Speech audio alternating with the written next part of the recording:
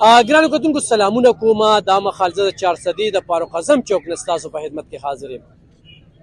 د دغه پی ټی آی په دغه صوبه کې 12 کال حکومت د دوی دغه دوغلاپن بیا 9 مای د هغې نه پس چې کوم واقعات وشو په دې باندې به د دې ځای د خلکو سره خبرې اترې کوم او یو شمېر ملګري چې کوم دي نو هغه دلته کې موجود دي.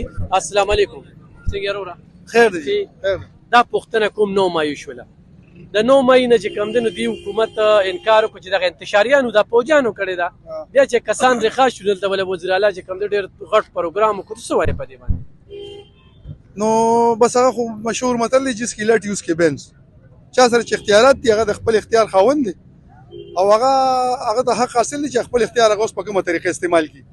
او بل لکه دا خو د سیاسي پارټو د ټولو دا روش او دا یو عادت دی چې هغه کلم څه کړي دي نو هغه صرف د خپلې پارټۍ د مفاداتو دپاره کړي دي، د خپل مفاداتو د خپل ځان دپاره کړي دي. نه د ملک له سوچ کړی دی، نه د قوم له سوچ کړی دی او نه کوم غریبه طبقه چې د هغې له سوچ کړی دی. نو مې واقعه راشه راله ملک چې دی نو هغه دروز او غوبل پکې وشو، څوک دننه او څوک بهر او بس چې کوم خلک راووتل او هغې له اوس وزیر الله صاحب اخوا لیډي هغه پارټۍ پروټوکول هم ورکوي، انعامات هم ورکوي او راتلونکي وخت لپاره جنګ له تیاروي. بس دا ملزان دي څوک چې ملک انتشار کوي په کار چې هغه خلاف کاروي. په دې ملک چې کم سړی انتشار پیلاوي چې د هغه کمې طبقې سره وي نو د ملک بالا حکمران طبقې ته دا پکار دي، عدلیې ته پکار دي، فورس ته پکار دي چې دا خلکو خلاف قانوني کاروي دې وکړي شي. تاسو نه به دې تپوس کوم په دې ملک کې څوک انتشار پیلاوي یا آرمي عدالتونه دي پکار ده چې هغې کې د هغې مقدمې وچلیږي او د هغې سرغونه یا څوک ولا پلینونه جوړي د هغې په ضد باندې کاروي شي. دا خو ادب خان وروره که زه تا ته ویم په دې باندې خو بحث روان دی او مختلف دغه باندې خو که موږ د نن نه لږ مخکې لاړ شو او په پوځي تنصیباتو باندې کمې حملې شوي دي نو د هغې ټرایلونه د په تېرو ګورمنټونو کې د هغې خلاف د سویلي انقلاب چلېدلي دي. زما په خیال په دغه تېر حکومت کې هم 20-25 کسان داسې دي چې هغه اوس هم سزا دي، اوس هم سزا دي. خو بیا هم دا داسې یو خبره ده چې زما په خیال زمونږ د دغه نه به بهر خو چې کوم سړی پوځي تنصیباتو ته نقصان رسوي په کار دا چې دغه خلاف د ټرایل وچلېږي. پوځ سره موږ ولاړ یو، بلکل سره ولاړ یو. پوځ زمونږ د دې ملک حفاظت کوي، پوځ سره ولاړ یو. پوځ نو زموږ د ملک مثال بس زمونږ د ملک مثال به دا تاسو چې سوینه چې کوم ملکونه کمزوري دي نن دغه ته وګوره، فلسطین ته وګوره، که اټمي قوت نه وي زمونږ پوځ مضبوط نه وي نو زمونږ به د هغې نه کېدای شي مخکې دا حل وي. خو الحمدلله چې زمونږ پوځ د دنیا بهترین پوځ دی او څوک دې ملک ته په خیرنه سترګه کتې هم نشي او د هغې بنیادي وجه زمونږ پوځ دی او د هغې هغه پروفیشنلیزم دی. صحیح. بابا آیس د کله نه پېژنې؟ آیس پېژنې؟ ډېر وخت نه پېژنم، ډېر وخت نه پېژنم. څونه وخت ناست؟ تقریبا دا 12-13 کالونه پېژنم. 12 کله چې پی ټي آی حکومت راغلی پېژنې؟ پېژنم. هغې نه مخکې نه پېژنې؟ بابا ته د آیس د کله نه پېژنې؟ یاره ما ته خو د دې معلومات او شته نه، خو دغه اورمه چې هلته آیس کې هلته سکي هلته خس شو. هسې ذهن کې به وي چې حکومت راغی چې آیس نومونه یې پکې واورېدل نو دې پی ټي آی حکومت کې نه مخکې اورېدلي د پی ټي آی مخکې خو خو کم اوس زیات شوي. اوس زیات شوي.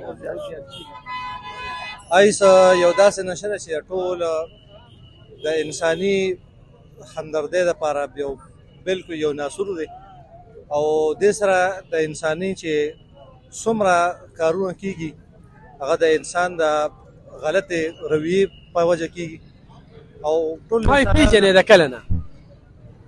یاره تقریبا 2-3 کاله وشو چې دا پېژنم. چې د حکومت کله راغلی پی ټي آی نو پېژنې؟ جی او پی ټي آی حکومت سره په دې کې پېژنې؟ جی او صحیح. ګرانو کتونکو په دغه سروې کې به دغه روډ سره خبرې اترې کوو چې کومه موږ په فاروق اعظم چوک کې وکړله. دغه پوښتنه به لو روډه څه به وایې د خپل آرمي حوالې سره تاسو؟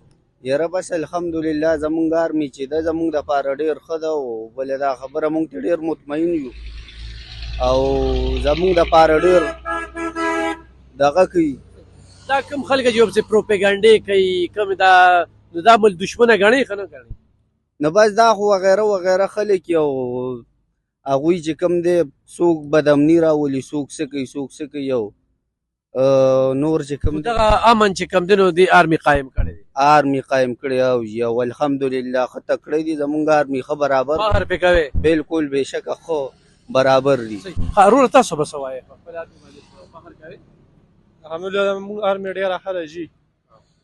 مونږ که اوس دغه د آرمي نه وه نو زمونږ په ملک به فلسطین حل بیا فلسطین شان جنګونه به و افغانستان شان دی دغه به و نو ښه ده زموږ ارمي موږ ته مطمئن یو. موږ د مطمئنوګیانو کتو کو دغه خلکو خبره ترې تاسو واورېدلې چې د دوی دغه غوښتنه وه چې کومه په 9 مای باندې واقع شوې وه نو دغه چې کم سرغونه دي هغوی له دې سزا ورکړې شي. بل دوی دا خبره کوي چې په دې 10 کالو کې موږ آیس نشه چې کومه ده وپېژندله.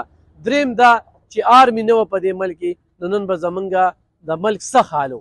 دغه بارډرې خو محفوظه دي یا دا ملک محفوظه دي نو دغه د دې آرمي حوالې سره د دوی په کوششونو سره د دوی په دغه شهادتو سره چې یو شمېر آرمي جوانانو هغوی شهادت نوش کو افسرانو شهادت نوش کو او نن زمونږ په دې ملک کې امن دی.